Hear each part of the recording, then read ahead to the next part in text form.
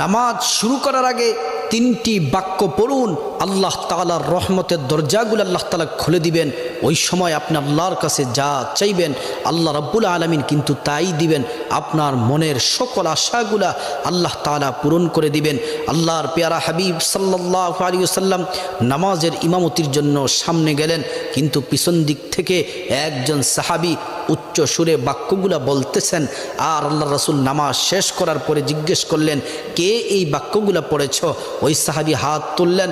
আল্লাহ রাসূল বললেন, তুমি এই দোয়া পড়ার সাথে সাথে আল্লাহ তাআলা রহমতের দরজাগুলা খুলে দিলেন। তুমি ওই সময় যা চাইবা দোয়াগুলা পড়ে আল্লাহ তাআলা তাই দিবেন, সকল আশাগুলো আল্লাহ তাআলা পূরণ করবেন। দোয়াটি হচ্ছে আল্লাহু আকবার কাবীরা ওয়ালহামদুলিল্লাহি কাসীরা ওয়া সুবহানাল্লাহি বুকরাতা ওয়া আসীলা। এই দোয়াটি পড়ার সাথে সাথে আল্লাহ তাআলা রহমতের দরজাগুলা খুলে দেন।